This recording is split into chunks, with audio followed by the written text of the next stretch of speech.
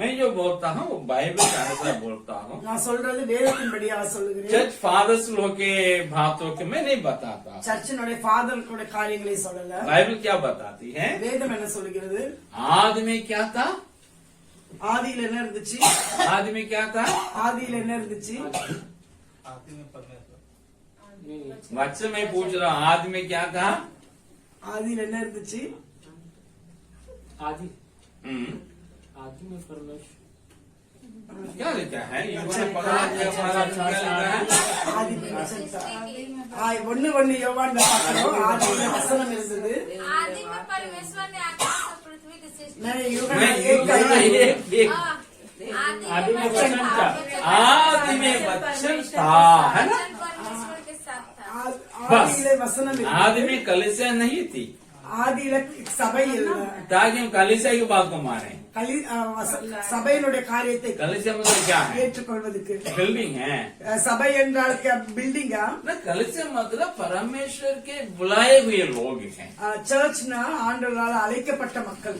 वे तो बाद में आए, அதுக்கப்புறம் தான் அவங்க வராங்க. वचन के वजन आए अस्तित्व में। வசனத்துக்கு நிமித்தமாக அவங்க பின்னால் அவங்க வருகிறார்கள். उसके बाद ही बिल्डिंग आ रहा है जिसको चर्च बोलते हैं लोग। அதுக்கப்புறம் தான் இந்த சர்ச் பில்டிங் பாக்குறோம் நம்ம.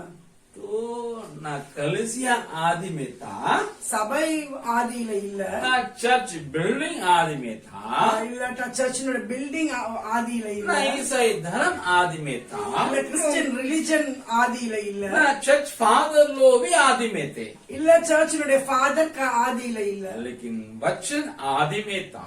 ஆனா வசனம் ஆதியில இருந்தது. और कलीसिया के लिए अधिकार कौन देता है? சபைக்கு அதிகாரம் யார் கொடுக்கிறார்? कुछ करने कुछ नहीं करने के लिए இதை செய்யணும் இதை செய்ய வேணாம் என்று वचन ही अधिकार देता है, வசனம் தான் நமக்கு அதிகாரம் கொடுக்கிறது. नहीं कि कलीसिया वचन को अधिकार देता है। இன்னைக்கு சபை வசனத்துக்கு அதிகாரம் கொடுக்குது. कलीसिया ये बाइबल को अधिकार देता है, இன்னைக்கு சபை வேதத்துக்கு அதிகாரம் ये கொடுக்குது. बाइबल कलीसिया का अधिकार देता है। வேதம் சபைக்கு அதிகாரம் கொடுக்கிறது. अगर बाइबल नहीं है வேதம் இல்லவென்றால் चर्च में नहीं है, சபையும் இல்லை. लेकिन चर्च नहीं है சர்ச் இல்லை என்றால் तो अभी तो बाइबल होगा ही। ஆனாலும் வேதம் இருக்கிறது. हम लोग लेके नए जगह जाते हैं, நம்ம இந்த வேதத்தை எடுத்து புதிய இடத்துக்கு போயிடலாம். स्थापना करते हैं। அதனுடைய நியாயப்பிரமாணங்களை इसलिए एक क्रिस्टियन को ये करने की आवश्यकता ஒவ்வொரு है, கிறிஸ்தவருக்கு செய்ய வேண்டியது जो அவசியம். बाइबल बताते हैं उसी को। வேதம் சொல்லுகிறதை செய்ய வேண்டியது அவசியம். पादरी साहब बताते हैं, போதகர் சொல்றதல்ல, ना बिशप साहब बताते हैं, பிஷப் சொல்றதல்ல, ना पोप बताते हैं, போப் சொல்றதல்ல, ना कोई अपोस्टल बताते हैं, அப்போஸ்தலர் ना சொல்றதல்ல, कोई प्रॉफिट बताते हैं, தீர்க்கதரிசி ना சொல்றதல்ல, हमारे पापा मम्मी बताते हैं, நம்ம அம்மா அப்பா சொல்றதல்ல, ना हमारे टीचर साहब बताते हैं, நம்ம டீச்சர் சொல்றதல்ல, बाइबल बताती है। வேதம் சொல்றது. इसमें बाइबल के अनुसार ही मेरा प्रचार है। அதனால் வேதத்தின் படியாதான் என்னுடைய பிரசங்கம் तो இருக்கு. ये स्वर्गीय मनाव है, இது हेवनली सेलिब्रेशन.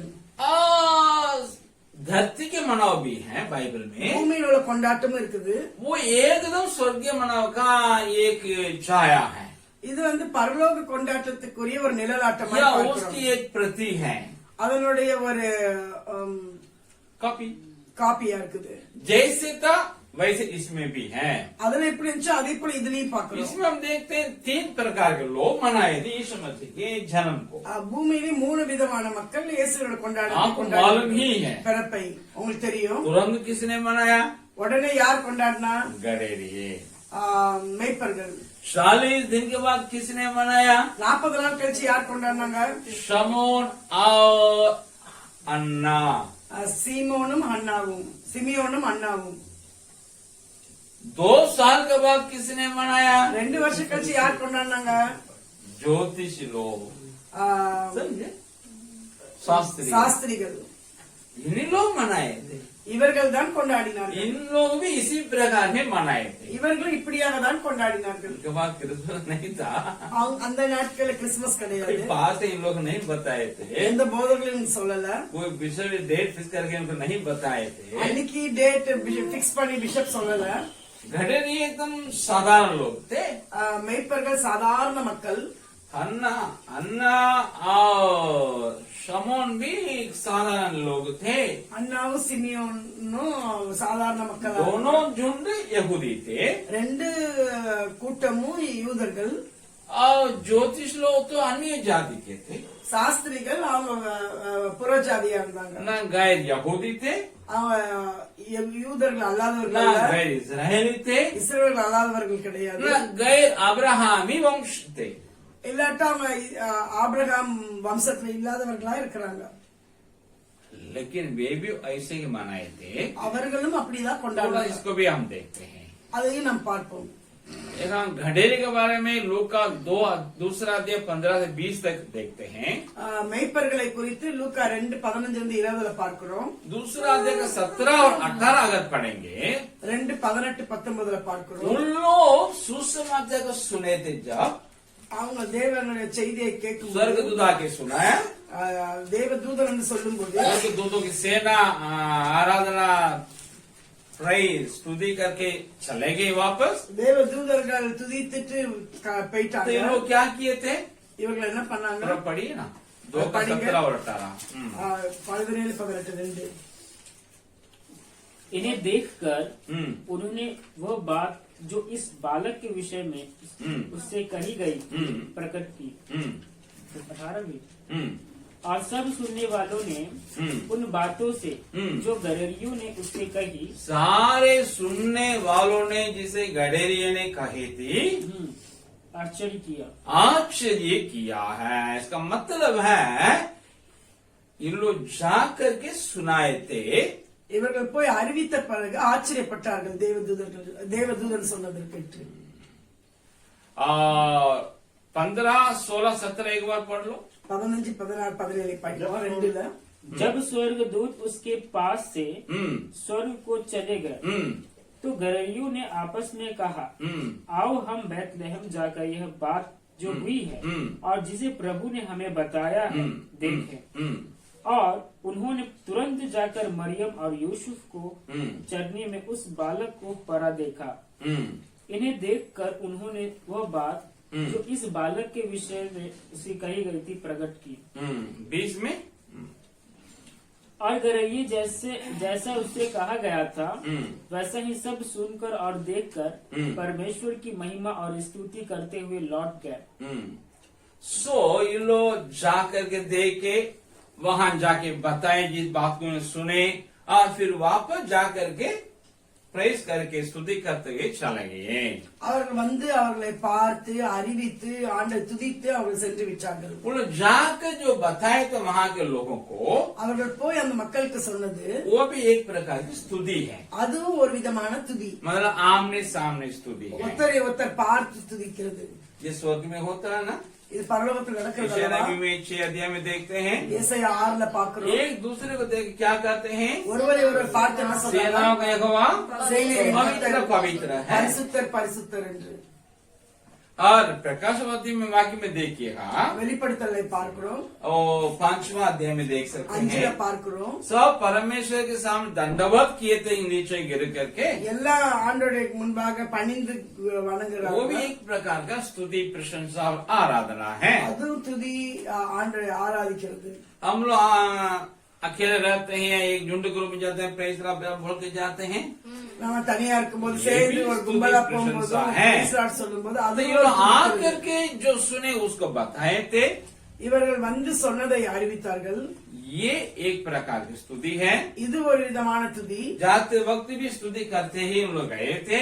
அவர்கள் போகும்போதும் துதித்துட்டே தான் ये போனாங்க. भी एक प्रकार की स्तुति प्रशंसा है. இது ஒரு விதமான பிரைஸ் அண்ட் வர்ஷிப். दोनों के बीच में लोग क्या किए थे, ரெண்டுத்துக்கு நடுவுல என்ன वहाँ जितने பண்ணாங்க? लोग बताए थे ना, எத்தனை பேருக்கு அறிவிச்சாங்களோ वहाँ जितने थे उनको बताए थे ना, அங்க எத்தனை பேர் இருந்தாங்களோ அறிவித்தது वो है सुसमाचार है.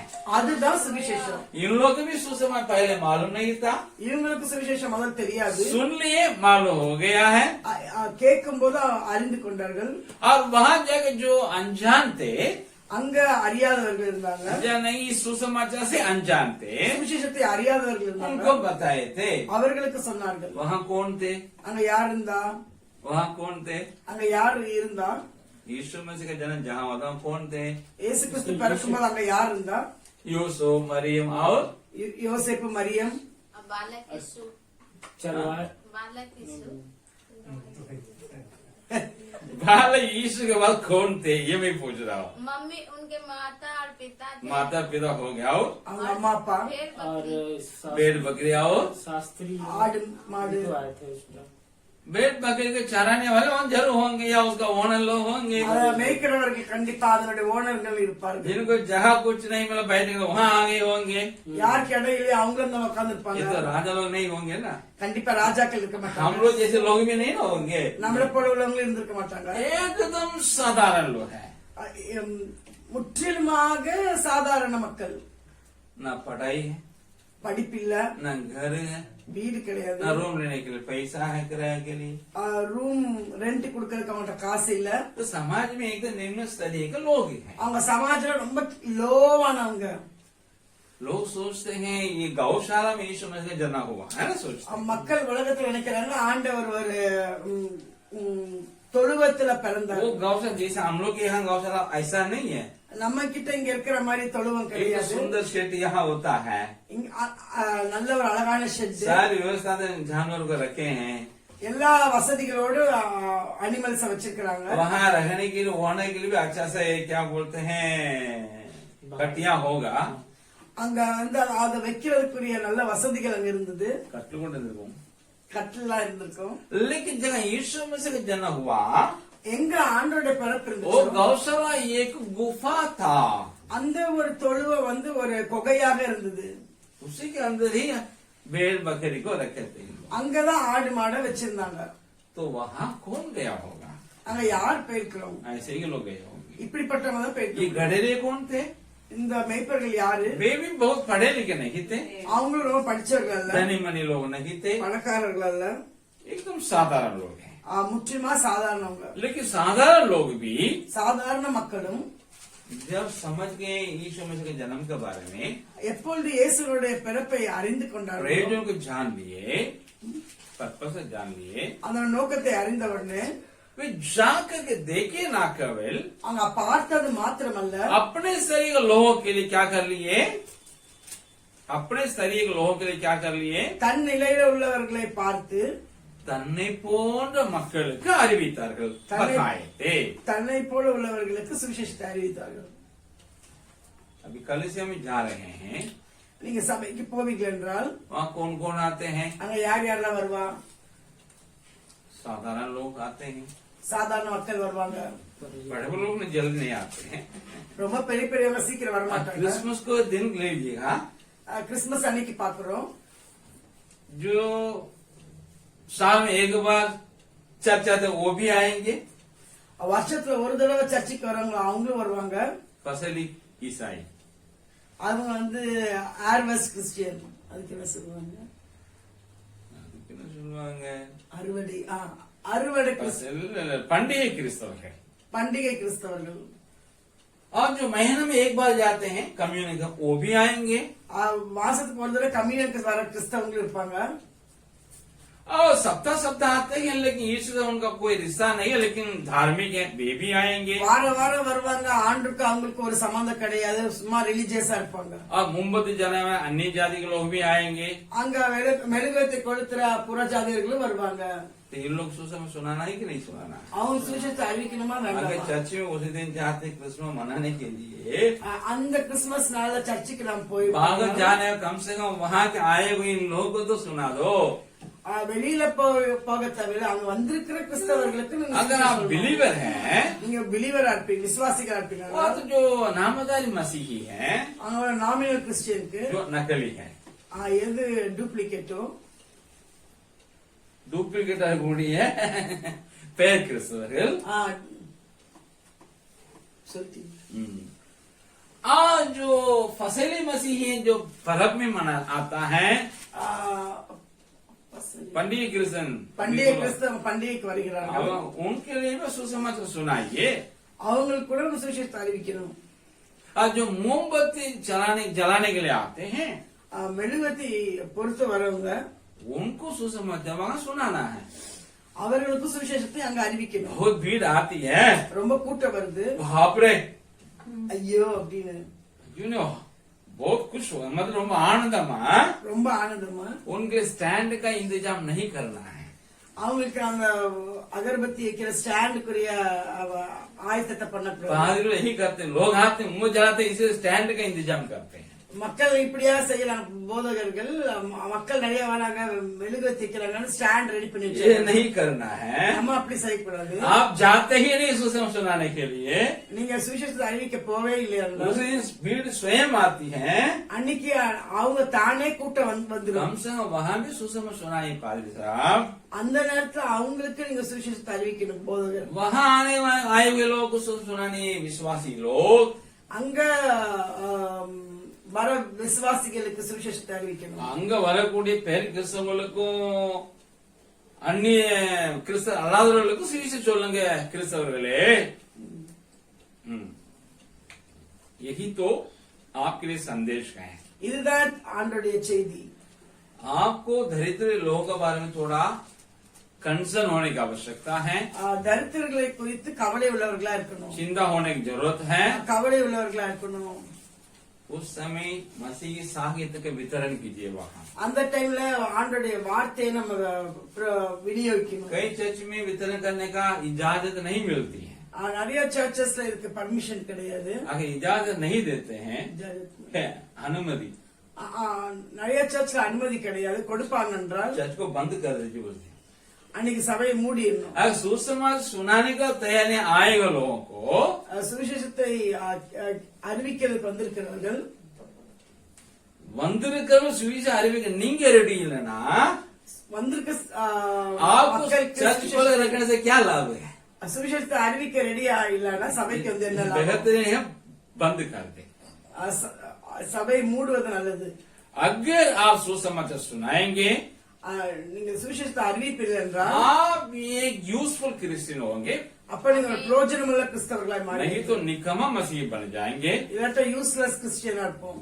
हम एक बहन को जानते हैं, நான் ஒரு சகோதரி वो அறிந்திருக்கிறேன். हमसे ये बताई थी, அவங்க இப்படியா என்கிட்ட சொன்னாங்க, ब्रदर हमारे चर्च में इतनी भीड़ आती है क्रिसमस के दिन में, பிரதர் எங்களுடைய சர்ச்ல கிறிஸ்துமஸ் அன்னைக்கு இவ்வளவு கூட்டம் வருது. हम टाइम पे जाते हैं, நான் டைம்ல போவேன், सारा सीट फुल हो गया है, எல்லா சீட்டும் ஃபுல் ஆயிடும். अंदर भी फुल बाहर भी फुल। உள்ளேயும் கூட்டம் நிறைஞ்சிருச்சு, வெளியிலயும் நிறைஞ்சிருச்சு. ये सब नॉन क्रिश्चियन है, இதெல்லாமே கிறிஸ்தவர்கள் ये सब அல்லாதவர்கள், गैर ईसाई है। புறஜாதியர். हमको गुस्सा आया, எனக்கு ரொம்ப கோவம் अरे வந்தது. हमारा साल में एक ही बार आता है, எங்களுக்கு வருஷத்துல ஒரு பண்டிகை தான் उसको வருது. मनाने का हमको करने नहीं देते हैं। அதை செலிப்ரேட் பண்ண கூட எனக்கு அலோவ் பண்ண आप மாட்டாங்க. आगे उसमें बैठ गए हैं, அதுல வந்து நீங்க உட்காந்துக்கிறீங்க. आना तो दूसरे दिन आइए। வரணும்னா நீங்க இன்னொரு நாள் வந்துக்கோங்க. वो बोल रही है, அவங்க அப்படியே சொல்றாங்க. अरे अच्छी महिला है, ரொம்ப நல்ல சகோதரி, बाइबल को अच्छे से जानती है। வேதத்தை நன்கு அறிந்த சகோதரி. देखिए பாருங்க, यही क्रिसमस है। இதுதான் கிறிஸ்துமஸ். अगस्त जवागन भैया को आप जाने होंगे, அகஸ்டின் அண்ணனை நீங்க தெரிஞ்சிருப்பீங்க. जेम्स के संस्थापक हैं। James founder. वो क्या करते हैं? அவங்க என்ன பண்ணுவாங்க? हम भी वही करते हैं। நான் அதான் செய்யறேன். क्रिसमस के दिन में अपने विश्वासियों को, सेवकों को बोलते हैं, கிறிஸ்துமஸ் அன்னைக்கு தன் விசுவாசிகள் தன் एक ஊழியர்கள் एक हाथ में लेके अंदर बैठा करके ஒவ்வொரு ஆட்களையும் உள்ள உட்கார வச்சு आपको बाहर रखना होगा। நீங்கள் வெளியில இருக்கணும். समझे? புரியுதுங்களா? यही तो क्रिसमस है। இதுதான் கிறிஸ்துமஸ். नए लोग लाना है, புதியவர்களை கொண்டு हम வரணும், उनको सुनाएंगे, அவர்களுக்கு நாங்கள் அறிவிப்போம். उसके लिए आप लोगों को लाने को मदद करते हैं। நீங்க அதற்கு உதவி செய்யணும். आपके लिए, मेरे लिए क्रिसमस नहीं है, உங்களுக்கு எனக்கு கிறிஸ்துமஸ். हम मिलकर ये लोग सुनाते हैं। நம்ம சேர்ந்து இவங்களுக்கு அறிவிக்கிறோம். वे प्रभु को जानेंगे, இவங்க ஆண்டை அறிந்து उद्धार கொள்வார்கள், पाएंगे, उद्धार पाएंगे, ரட்சிப்பை பெறுவார்கள், अनंत जीवन को प्राप्त कर लेंगे। आमेन। நித்திய ஜீவனை பெற்றுக் கொள்வார்கள். हम भी आपको यही प्रैक्टिस किए थे पिछले दिन में भी। நானும் இததான் உங்களுக்கு பிராக்டிஸ் பண்ணிருக்கேன். जो नए लोग लाए थे, புதியவர்களை கொண்டு आप வந்தீங்க. साइड में जाइएगा, நீங்க சைடுல போங்கன்னு சொல்லிட்டேன். एक दूसरे हमसे बोल, हम दूसरे से बोल दिया, ஒரு விசுவாசி இன்னொருத்தருக்கு हमको சொன்னாங்க, भैया बाथरूम के पास बैठा दिए। என்னைய சகோதரன் பாத்ரூம் கிட்ட உட்கார வச்சுட்டாங்க. भैया आप तो रूम दिए है ना, சகோதரனே நான் உனக்கு தான் ரூம் जगह கொடுத்துருக்கேன். नहीं के रूम से बाहर नहीं किए थे, இடம் இல்லைன்னு உங்களுக்கு ரூம் கொடுத்தேன். हम रूम देंगे। நான் உங்களுக்கு ரூம் கொடுப்பேன். वो सराय का बोल दिया, जगह नहीं बोल दिया यीशु के लिए। சத்திரத்திற்கான ஆண்டருக்கு இடம் இல்லை என்று சொல்லிட்டா, विश्वासी अविश्वास को देखकर नहीं बोलना कि यहाँ जगह नहीं है। விசுவாசி அவிசுவாசியை பார்த்து இங்க இடம் இல்லைன்னு சொல்லக்கூடாது. ईसाई गैर ईसाई को देखकर नहीं बोलना कि यहाँ जगह नहीं है। கிறிஸ்தவர்கள் அவிசுவாசி கிறிஸ்தவர்கள் இல்லாதவர்களை பார்த்து இடம் இல்லை என்று बैठिए, சொல்லக்கூடாது. हम अपने जगह खाली करते हैं। உட்காருங்க, நான் ஏன் இடத்த கொடுக்கறேன்னு சொல்லணும். ये तो रियल क्रिसमस होगा। இதுதான் ரியல் கிறிஸ்துமஸ். यही प्रभु के नजर में क्रिसमस है। இதுதான் ஆண்டுடைய பார்வையில ऐसा கிறிஸ்துமஸ். करेंगे तो आप मनाएंगे यीशु मसीह के जन्म को अच्छा से।